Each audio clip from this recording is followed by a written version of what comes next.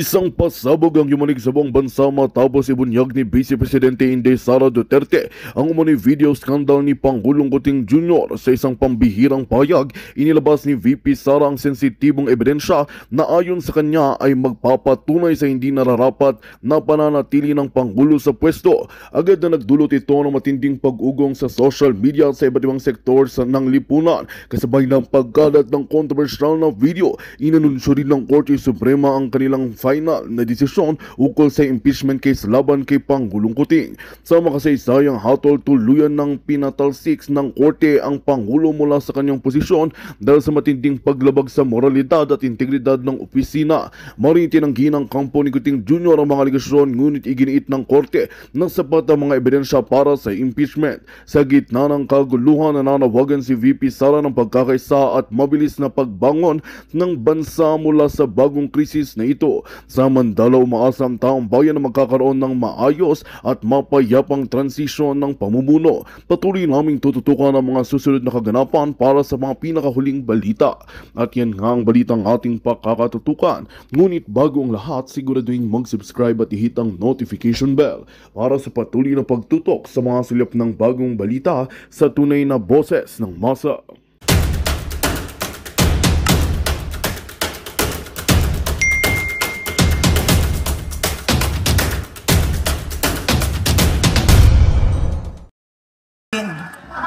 Hindi dahil Duterte yan, ay automatic ang boto ninyo.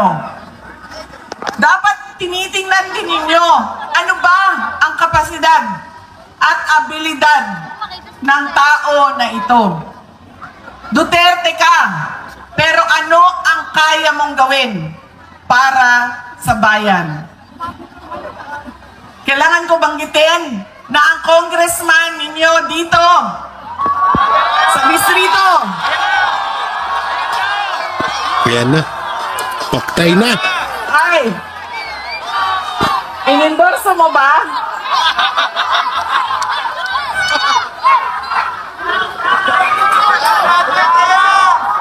Yan.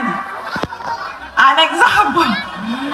Ang sample na automatic yung boto natin, sikat, endorse ng sikat, galing sa pamilya ng mga politiko Duterte, yan, boto natin yan. Ganyan ang ugali nating mga Pilipino. Alam nyo, yung congressman nyo, si Joel Chua ba yun? Paktay na. Minention talaga eh, no?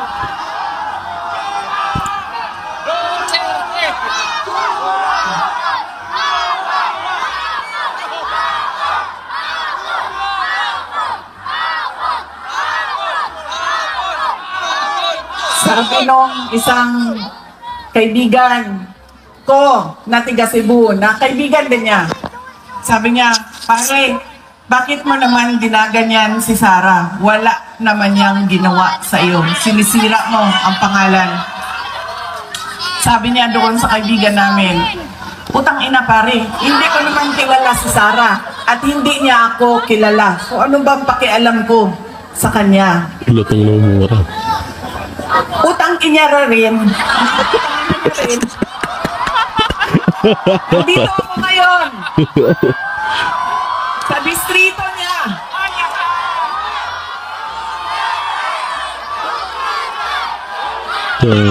Ito yung ito yung hindi kayang gawin na ibang mga politiko, yung kunin mo yung loob ng taong bayan talaga. Ibang-iba talaga ang Duterte pag sila talaga yung nagsalita, promise. Dito partida, nagmura pa siya. Imbis na magalit yung tao, hindi, natuwa pa. Diba kasi yung yung iba kasi nagmumura sa, alam yun, corny, alam mo yun, yung tinatawag na parang hindi bagay sa'yo. No, hindi katulad ng mga Duterte, magmura man, anumang gawin nila. Kasi tsaka hindi sila plastic.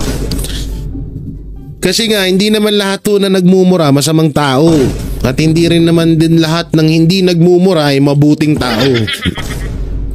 Ba't si Marcos? Nagmura ba? O, hindi nagmumura si Marcos. Mabuti ba siya? Hindi, di ba? Ganun lang yun. Napakasimple. Ano, pero dito basag na basag si Joel Chua. Naku, manggagalaiti yung aso na yun. Naku, magsusumbong sa bossing niya. Bossing, away ako tsara. Away ako tsara, bossing. Bossing tamba, away ako tsara, oh. Magsusumbong yung hinayupak na yun.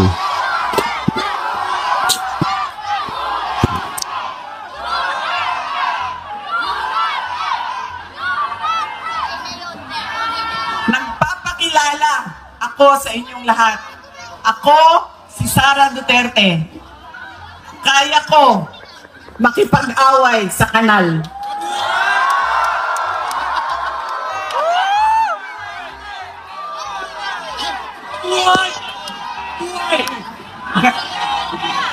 Kami, Lalim nun, ha? kung saan kami galing, doon sa Mindanao. Sanay kami sa wala. Kaya, walang mawawala sa akin kung dalhin ko ang away na ito dito sa kanal ng distrito ninyo. Lalim nun.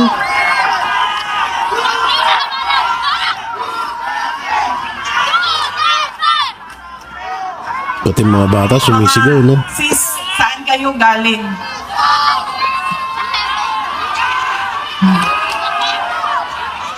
Kinsay mga taong sugdiri, mga Maranao.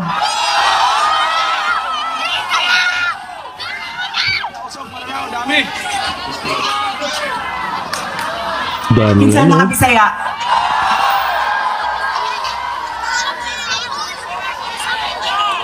Ayaw mong kalimot ha, pag-abot sa adlaw sa pinili ay butangin na ninyo og zero si Chua.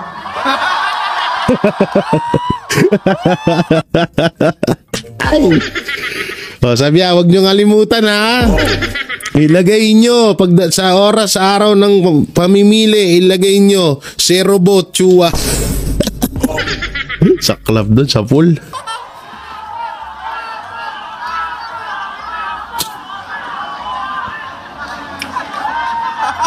Sa pool, no?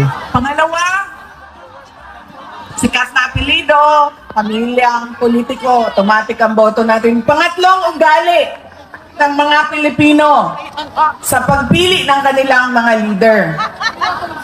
Kung sino yung may pera at bumibili ng boto, Yun ay na. binibigay natin ang ating pagkatao sa kanila. Alam nyo, galing akong Bacolod, galing akong Manila, kahapon, Quezon City, tinatanong ko ang mga tao, magkano ba ang bilihan ng boto? 2,000, 3,000. Grabe, no? Ang lupit ng bilihan. Ang laki kasi, wala big time ang mga ano ngayon. Big time yung mga politiko na na yung balik termino ang tawag doon. Hindi lahat hindi lahat. Pero yung iba, lalong na yung mga pumirma sa impeachment, ay naku po, big time ang mga yan. Eko ba naman 150, tapos pag medyo panaybanat ka pa, may 10 million ka pa. Tapos sa kada hearing, mayroong antig na 10 million. Tapos kapag maganda-ganda yung banat mo sa Duterte, may additional 30 million ka. Tapos yung 7-7 pa ni Magalong. Tapos yung 30-30 ni Magalong, hindi magkano na. Diba, pumapatak ng 500 million ang bawat isang politiko. Naku po! Talagang hindi mahirap sa'yo ang tig 3,000 sa kada boto. Hindi talaga mahirap yun, hindi talaga mahirap. Samantalang, ayun na nga, yun nga yung sinasabi ko nga kanina, na baka isunod si Vice President Sara Duterte. Ayun nga yung kasi nga, si Pangulong Duterte, kaya dinala nila yon, kaya pilit nilang dinala sa Netherlands, kasi nga gusto nilang mawala dito para maiwasan yung mga pagdami ng tao sa kada rally ng Duterte senatorial candidate. So si Vice President Sara Duterte ang pumalit. So medyo nakakatakot lang na baka gawin nila kay Vice President Sara Duterte. At least advance po tayo. Advance ko nang sinasabi sa'yo na baka. Alam nyo, walang imposible ngayon sa administrasyon. Ay yung wala nga tayong jurisdiction sa ICC, nagawa nila ng paraan. What if pa na si Vice President Sara Duterte na isa, hindi sa totoo, wala na hong kapangyarihan. Ito, ang pinakakapangyarihan lamang ng mga Duterte ay yung pagmamahal ng taong bayan sa kanila. Yun na lang po ang kapangyarihan ng mga Duterte. Pero yung sinasabi ho natin na kapangyarihan sa gobyerno, wala na pong gano'n ng mga Duterte. Kaya kung ano man yung gustuhin na gawin ni Pangulong Marcos sa mga Duterte, kayang-kaya niyang gawin. Diba? Kayang-kaya niyang gawin. Garapalan na ho ngayon. Pakapalan na ho ng muka. Biruin mo, ikaw ba naman nananatili ka pa rin sa position mo kahit 25% na lang tiwala sa'yo. Di makapal mukha mo nga nun. Diba? So, yun yung sinasabi ko. Kaya sana, wag naman sana, panalangin natin na wag mangyari yun. Dahil lahat kasi gagawin nila ngayon para lang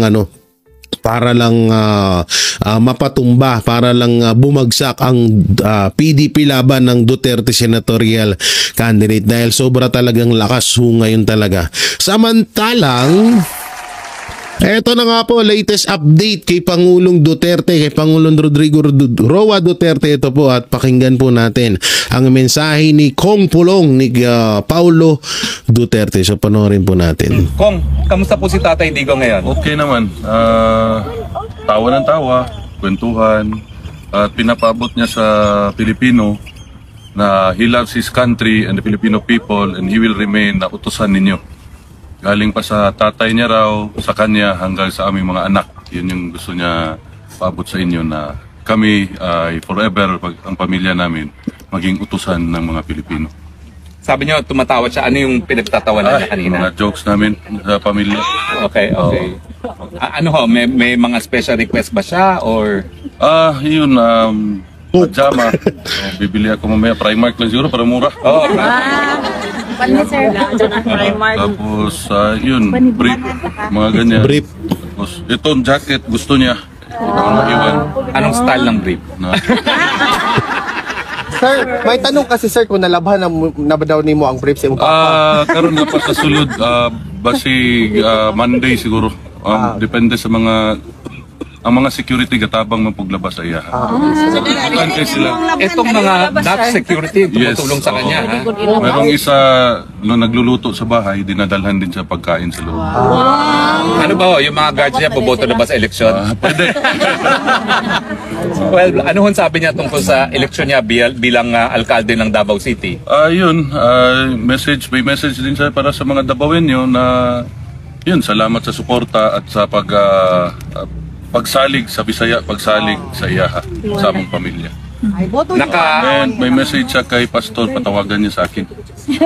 Later na lang kung makontak mo. Hindi ba? Pinapabot yung happy birthday greeting niya kay Pastor. May Kay Senator pala.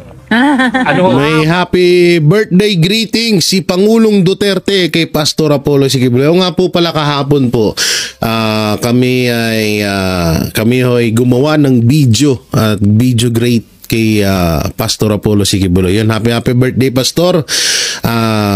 Yun nga, ang hiling ho namin ng Banateros at ng buong Pilipinas ay makalaya ka na at para makasama ka na at maharap mo ang mga tao sa iyong pangangandidato bilang senador. At sana syempre manalo. Alam naman natin na mananalo at mananalo. Sure ball na po ang panalo ng Duterte senatorial candidate, especially to Pastor Apollo Siquibulayo. Yun nga lang, depende na lang, wag lang sana mangyari magkaroon ng dayaan. Alam na this. Hindi piling sabihin dito ko. No. Naaabala ba ho si Presidente na nandito siya habang magkakaroon ng eleksyon? Hindi naman. Sabi niya, nandyan naman daw si Paste. Ayan na raw ni Paste. Kamusta naman po ang lagay natin sa Davao City? Ako? O siya? Yung buong pamilya po. Yung buong pamilyang Duterte po. Sana okay lang. Ano ba ho? Meron ba tayong kailangang katakutan sa mga katunggali natin sa politika sa Davao? Ayan, wala akong... Yan, hindi ko alam. Ito, ang Panginoon na bahala sa nila. Tapos tinatanong niya kung may maganda dito, sabi ko marami. Maganda rin ito. Kuwela pa rin si tatay eh. Sa pagkain po, okay na ba ho yung pagkain? Okay naman. Meron nga yung isang security linulutuan siya. Dinulutuan din siya. Dinadalan. Mababait sila. Maglabas. Mabuti naman. Napasya lang maglaba nga Coke Zero. Madala lang namin. Ngayon, nasa ano siya? Nasa medical. Sir, Pagkain. sir, may nalaman ba ni Tatay Digong, sir, na may 20 pesos rice na daw ngayon na... Oh, kung gistoryahan. Katawa naman po. Oh, tumawa. Sabi ko, legalize vote buying. Okay, sir. Correct yun. Correct. Sabi ko, bakit pildihono na sila sa Visayas? Bukbukon na, bukbukon. Maliban sa vote straight PDP kong plus 2, wala nang dinagdag. Wala naman. Pasalamat lang siya sa taong bayan. Yun lang. Parati niya inibalik-balik. Hanggang kailan? Ayan ha, ang linaw-linaw po. Wala daw siyang pakialam doon sa tulad. Hindi, joke lang. Hindi, talaga, alam mo, may tuturing talagang vote buying yung 20 pesos kilo na bigas. Yan nga yung katanungan dyan eh. Sinasabihan nga kami na masyado daw kaming kontrabida na. Paano kasi? Alam mo, yung binigay na salita or panayam ng mga Duterte mapatungkol sa 20 pesos na kilo ng bigas, hindi po yun banat. Kasi ang inaalala po, sana makain ho ng tao. 20 kilos ang kilo ng bigas, masaya po kami dun. Pero sana makain ng tao. Sana pang matagalan. Baka mamaya pagtapos ng eleksyon wala na naman siya. At masama pa dito, baka hindi nga makain ng tao. Yun yung masama ho dun. Kaya nga, hindi kami kumukontra sa 20 pesos napakalaking tulong po niyan. 20 pesos kilo na bigas. Kaso nga lang, yung mga benefits po nun, wow, benefits. Yung mga kasi nun, baka hanggang eleksyon lang, wala na. Diba? Yun yung sinasabi natin na dapat ang maging proyekto ng pamahalaan ay pangmatagalan. Pangmatagalan na mapapakinabangan ng mga Pilipino, yun po yun. Hindi po yung pangsamantala lang. Porket eleksyon, tsaka ka lang makakatikim ng murang bigas. Murang bigas na quality. Yun pala, yun. For sure. Oo. Murang bigas pero quality. Yun po yung hinahangad namin. Kaso aanhin mo ang murang bigas kung basura din naman. Ayun yung mahirap doon. So yan mga banateros, ayan na rin po yung update kay Pangulong Rodrigo Roa Duterte. Sinabi na rin po ni Congressman Pulong Duterte. At ayun nga, sana manalangin po tayo na gabayan po si Vice President Sara Duterte ng itaas dahil eto na naman po, siya po ang tumatayong kapalit ni Pangulong Duterte at si Mayor Bastiden. At syempre si Kong Pulong at si Tati, lahat ng mga Duterte, panalangin ho natin sila na maging safe. At lalong-lalo na ho yung mga nasa Pilipinas na sila Mayor Baste Kitty, si Vice President Sara Duterte, kasi siya ngayon yung umiikot sa buong Pilipinas para magpasalamat sa suporta sa kanya sa kanyang ama at sa kanilang lahat. So sana yung mga bali-balita na yun na hindi mangyari. Pero hindi natin alam kasi ang utak ng gobyerno ngayon, kasi kung yung mga hindi nila kayang, yung mga imposible na katarantaduhan, kahayupan na imposible nilang magawa, kayang-kaya ho nilang gawin. Kaya tayo ay manalangin lamang, no? So yun mga banateros, mga kabiyaya, anong makukomento nyo sa mga napanood natin at nareaksyonan dito sa ating YouTube channel? Mag-comment lang po kayo dyan sa baba at babasahin natin yan. Siyempre, don't forget to like, share, comment, and subscribe sa ating YouTube channel. Pindot na lang yung bell button para lagi kayong updated sa ating mga video araw-araw. Pakisama na rin po yung super thanks at join button po natin dyan. So yun, maraming salamat. Ingat po kayo palagi. God bless and peace. And ng tao na ito. Duterte ka, pero ano ang kaya mong gawin para sa bayan? Kailangan ko banggitin na ang congressman ninyo dito sa distrito, yan na. Paktay na. ay mo ba?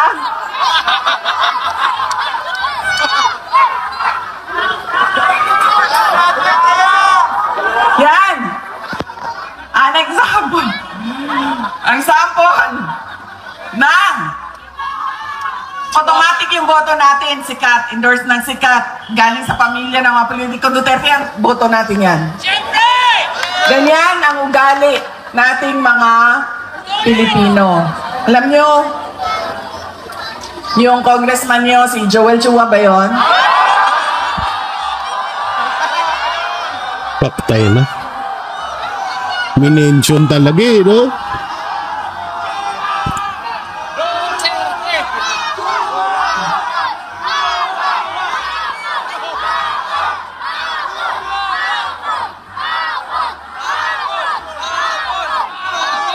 Sabi nung isang kaibigan ko na tiga Cebu, na kaibigan din niya.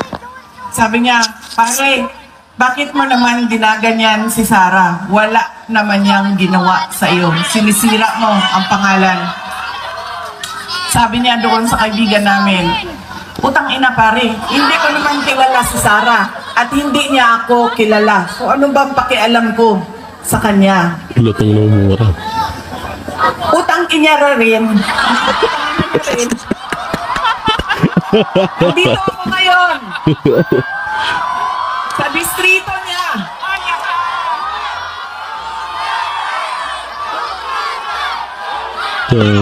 Ito yung ito yung hindi kayang gawin na ibang mga politiko, yung kunin mo yung loob ng taong bayan talaga. Ibang-iba talaga ang Duterte pag sila talaga yung nagsalita, promise. Dito partida, nagmura pa siya. Imbis na magalit yung tao, hindi, natuwa pa. Diba kasi yung yung iba kasi nagmumura sa, alam mo yun, corny, alam mo yun, yung tinatawag na parang hindi bagay sa'yo. No, hindi katulad ng mga Duterte, magmura man, anumang gawin nila. Kasi tsaka hindi sila plastic. Kasi nga, hindi naman lahat na nagmumura masamang tao. At hindi rin naman din lahat ng hindi nagmumura ay mabuting tao. Ba't si Marcos? Nagmura ba? Hindi nagmumura si Marcos. Mabuti ba siya? Hindi, di ba? Ganun lang yun. Napakasimple. Pero dito, basag na basag si Joel Chua. Naku, manggagalaiti yung aso na yun. Naku, magsusumbong sa bossing niya. Bossing, away ako tsara. Away ako tsara, bossing. Bossing tamba, away ako tsara, oh. Magsusumbong yung hinayupak na yun.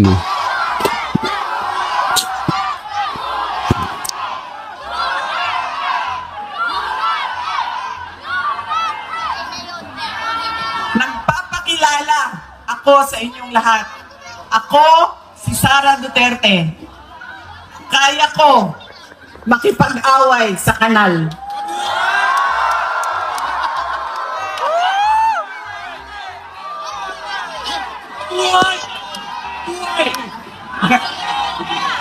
Kami, Lalim nun, ha? kung saan kami galing, doon sa Mindanao.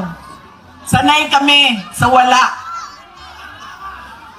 Kaya, walang mawawala sa akin kung dalhin ko ang away na ito dito sa kanal ng distrito ninyo.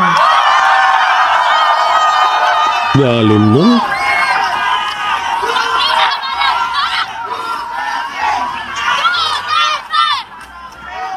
Pati mga bata sumisigaw, no? Sis, saan kayo galing?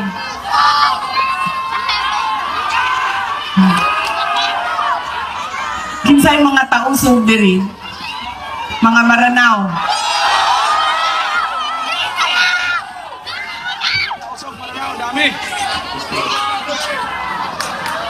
Dami Kinsay mga Bisaya.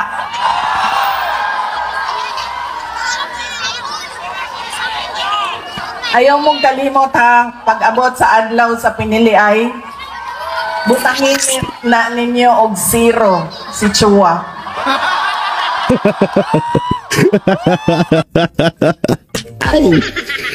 Sabi huwag nyo ngalimutan, ha? Ilagay nyo sa oras, araw ng pamimili, ilagay nyo zero vote, Chua. Sa club doon, sa pool.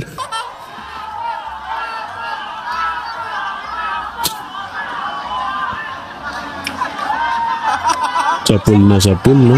Pangalawa, sikat na apelido, pamilyang politiko, automatic ang boto natin. Pangatlong, ugali ng mga Pilipino sa pagpili ng kanilang mga leader. Kung sino yung may pera at bumibili ng boto, Yun ay na. binibigay natin ang ating pagkatao sa kanila. Alam nyo, galing akong Bacolod, galing akong Manila, kahapon, Quezon City, tinatanong ko ang mga tao, magkano ba ang bilihan ng boto? 2,000, 3,000. Grabe, no? Ang lupit ng bilihan. Ang laki kasi wala big time ang mga ano ngayon. Big time yung mga politiko na na yung balik termino ang tawag doon. Hindi lahat hindi lahat. Pero yung iba, lalong na yung mga pumirma sa impeachment, ay naku po, big time ang mga yan. Eko ba naman 150, tapos pag medyo panaybanat ka pa, may 10 million ka pa. Tapos sa kada hearing, mayroong antig na 10 million. Tapos kapag maganda-ganda yung banat mo sa Duterte, may additional 30 million ka. Tapos yung 7-7 pa ni Magalong. Tapos yung 30-30 ni Magalong, hindi magkano na. Diba pumapatak ng 500 million ang bawat isang politiko. Naku po! Talagang hindi mahirap sa'yo ang tig 3,000 sa kada boto. Hindi talaga mahirap yun, hindi talaga mahirap. Samantalang, ayun na nga, yun nga yung sinasabi ko nga kanina, na baka isunod si Vice President Sara Duterte. Ayun nga yung kasi nga, si Pangulong Duterte, kaya dinala nila yun, kaya pilit nilang dinala sa Netherlands, kasi nga gusto nilang mawala dito para maiwasan yung mga pagdami ng tao sa kada rally ng Duterte senatorial candidate. So si Vice President Sara Duterte ang pumalit. So medyo nakakatakot lang na baka gawin nila kay Vice President Sara Duterte. At least advance po tayo. Advance ko nang sinasabi sa iyo na baka. Alam nyo, walang imposible ngayon sa administrasyon. Ay yung wala nga tayong jurisdiction sa ICC, nagawa nila ng paraan. What if pa na si Vice President Sara Duterte na isa hindi sa totoo wala na hong kapangyarihan. Ito ang pinakakapangyarihan lamang ng mga Duterte ay yung pagmamahal ng taong bayan sa kanila. Yun na lang po ang kapangyarihan ng mga Duterte. Pero yung sinasabi ho natin na kapangyarihan pa sa gobyerno, wala na pong gano'n ng mga Duterte. Kaya kung ano man yung gustuhin na gawin ni Pangulong Marcos sa mga Duterte, kayang-kaya niyang gawin. Diba? Kayang-kaya niyang gawin. Garapalan na ho ngayon. Pakapalan na ho ng muka. Biruin mo, ikaw ba naman nananatili ka pa rin sa posisyon mo kahit 25% na lang tiwala sa'yo. Di makapal mukha mo nga nun. Diba? So, yun yung sinasabi ko. Kaya sana, wag naman sana, panalangin natin na wag mangyari yun. Dahil lahat kasi gagawin nila ngayon para lang mapatumba, para lang bumagsak ang PDP laban ng Duterte senatorial candidate. Dahil sobra talagang lakas ngayon talaga. Samantalang, eto na nga po, latest update kay Pangulong Duterte, kay Pangulong Rodrigo Roa Duterte. Ito po at pakinggan po natin ang mensahe ni Kong Pulong, ni Paulo Duterte. So panoorin po natin. Kong, kamusta po si Tatay Digong ngayon? Okay naman. Tawa ng tawa, kwentuhan, at pinapabot niya sa Pilipino na he loves his country and the Filipino people and he will remain na utusan ninyo. Galing pa sa tatay niya raw, sa kanya hanggang sa aming mga anak. Yun yung gusto niya paabot sa inyo na kami ay forever, ang pamilya namin, maging utusan ng mga Pilipino. Sabi niyo, tumatawa siya. Ano yung pinagtatawanan niya kanina? Mga jokes namin sa pamilya. Okay. May mga special request ba siya or? Yun, pajama. Bibili ako mamaya, Primark lang siguro para mura. Tapos, yun, brief. Mga ganyan. Brief. Tapos, itong jacket, gusto niya. Iwan. Anong style ng brief? Na, Sir, may tanong kasi sir kung nalabhan na ba daw nimo ang brief sa imong papa. karon na pa sa sulod, basig Monday siguro. Depende sa ang mga security gatabang mapuglabas sa iya. Kaya sila. Itong mga not security tumutulong sa kanya. Ha? Merong isa nagluluto sa bahay, dinadalhan din sa pagkain sa loob. Ano ba ho, yung mga guards niya boboto na ba sa eleksyon? Pwede. Well, ano hon sabi niya tungkol sa eleksyon niya bilang alkalde ng Davao City? Yun, may message din siya para sa mga Dabawenyo na yun, salamat sa suporta at sa pagsalig sa Bisaya, pagsalig sa iyaha, sa among pamilya. And may message siya kay Pastor, patawagan niya sa akin. Later na lang kung makontak mo. Hindi ba? Pinapabot yung happy birthday greeting niya kay Pastor. You know, may Kay ano, Senator pala. may happy birthday greeting si Pangulong Duterte kay Pastor Apollo Siquibulayo. Nga po pala kahapon po, kami ay gumawa ng video at video great kay Pastor Apollo Siquibulayo. Yun, happy birthday Pastor. Yun nga, ang hiling ho namin ng Banateros at ng buong Pilipinas ay makalaya ka na at para makasama ka na at maharap mo ang mga tao sa iyong pangangandidato. Magandang balita ang hatid namin sa inyo ngayong araw. Sa pagtatapos ng aming balitaan, nagbigay kami ng mga mahalagang impormasyon. Maraming salamat sa pagtutok at pagsuporta sa aming programa. Huwag kalimutang manatili sa mga susunod na araw para sa mga bagong balita at mga kwento na dapat nating abangan. Mula sa Boses ng Masa, magandang araw Pilipinas!